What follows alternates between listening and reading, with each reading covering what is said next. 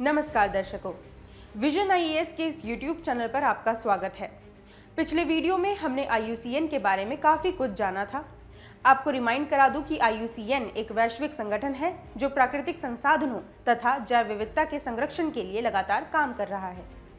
आज इसी चर्चा को आगे बढ़ाते हुए हम बात करेंगे कुछ और इम्पोर्टेंट प्रजातियों की जिन पर लगातार संकट बना हुआ है।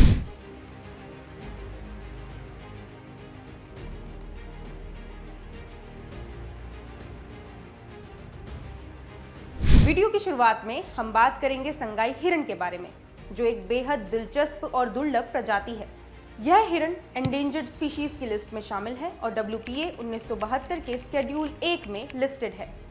संगाई मणिपुर का राजकीय पशु है। इसे मणिपुर का नाचने वाला हिरण या डांसिंग डियर कहा जाता है। इसे देखकर ऐसा लगता है जैसे जंगल में ये नृत्य कर रहा हो। यह हिरण एंडेमिक स्पीसी है, यानी कि यह सिर्फ मणिपुर में ही पाया जाता है। यह ब्रो एंटलर्ड हिरण की एक दुर्लभ उपप्रजाति है जो किसी अन्य जगह पर नहीं मिलती। क्या आप जानते हैं संगाई के पर्यावास को अब केबुल रामजाओ राष्ट्रीय उद्यान, जो कि एकमात्र तैरता हुआ राष्ट्रीय उद्यान है, उसके रूप में संरक्षित किया गया है।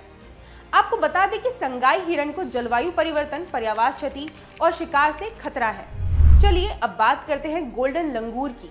इसकी स्थिति को देखें तो इसे भी एंडेंजर्ड स्पीशीज की लिस्ट में शामिल किया गया है। साथ ही यह WPA 1972 की अनुसूची 1 में सूचीबद्ध है। बात करें इसकी विशेषता की तो यह ओल्ड वर्ल्ड मंकी है जो लैंगिक द्विरूपता प्रदर्शित करता है। यह पश्चिमी असम के एक छोटे से क्षेत्र में पाया जाता है। साथ ही पड़ोस में भूटान के ब्लैक माउंटेन की तलहटी में वितरण करता नजर आता है।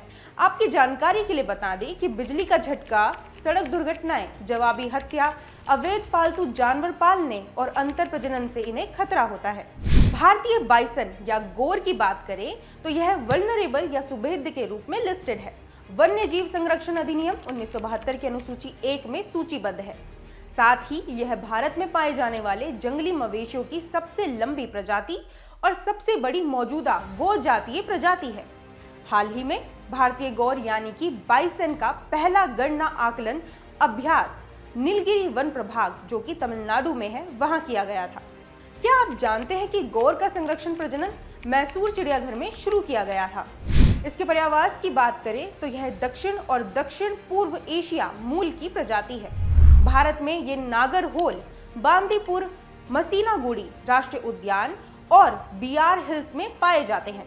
इन्हें आहार की कमी, अवैध शिकार, पर्यावास नुकसान, मानव वन्यजीव संघर्ष से खतरा होता है। हिमालयन भूरे भालू की बात करें तो इसे लीस्ट कंसर्न्ड की लिस्ट में शामिल किया गया है। साथ ही वन्यजीव संरक्षण अधिनियम 1972 की अनुसूची 1 में सूचीबद्ध भी किया गया है। आपको बता दें कि यह अक्टूबर के आसपास शीत निष्क्रियता यानी हाइबरनेशन में चला जाता है तथा अप्रैल और मई के आसपास फिर से दिखाई देता है।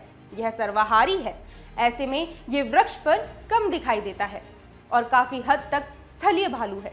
यह रहने के लिए खुली घाटियों और चरागाहों को चुनता है। यह बिखरे अल्पाइन और सब अल्पाइन में पर्यावास करते हैं और पश्चिमी हिमालय के सुदूर भागों में रहते हैं।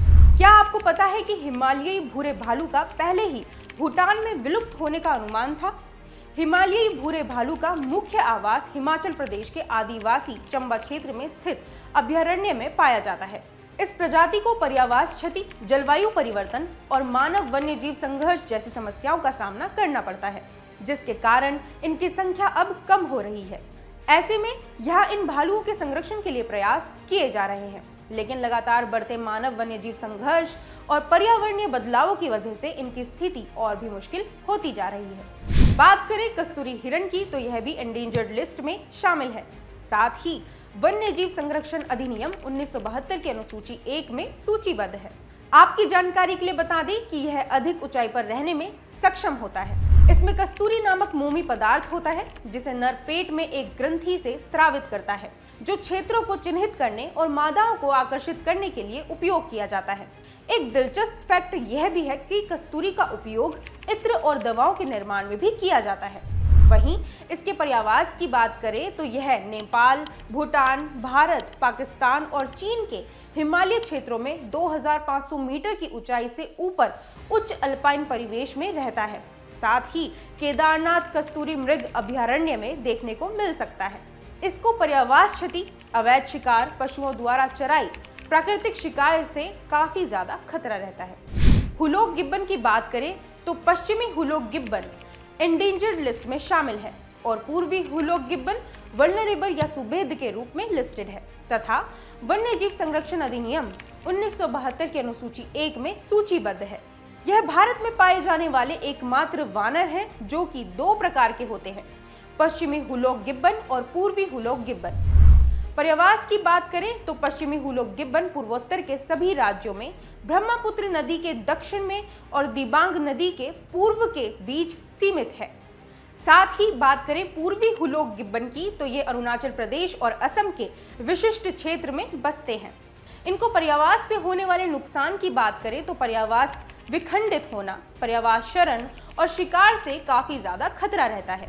वीडियो के अंत में चलिए बात करते हैं काले हिरण की। इसकी स्थिति की बात करें तो यह कम चिंताजनक है और साथ ही वन्यजीव संरक्षण अधिनियम 1972 की अनुसूची 1 में सूचीबद्ध है। बात करें इसकी विशेषताओं की तो यह भारतीय मृग है, साथ ही एंटीलोप वंश का एकमात्र मौजूदा सदस्य है जो कि 12 मासी जल स्रोतों के साथ घास के मैदानों और हल्के जंगलों वाले क्षेत्रों में निवास करता है। कभी ये पूरे भारतीय उपमहाद्वीप में पाया जाता था, परंतु अब यह पाकिस्तान और बांग्लादेश में विलुप्त हो गया है। इसको विकास कार्यों, चरागाह क्षेत्र का मानव द्वारा अतिक्रमण और शिकार के कारण पर्यावरण क्षति से खतरा है। तो दर्शकों, हमने इस वीडियो में प्रोमिनेंट एंडेंजर्ड स्पीसीज के बारे में काफी कुछ जाना। उम्मीद है आपको ये वीडियो पसंद आई होगी। ऐसी ही और इंटरेस्टिंग वीडियोस हम आपके लिए लाते रहेंगे। तब तक के लिए आप देखते रहिए विजन IAS।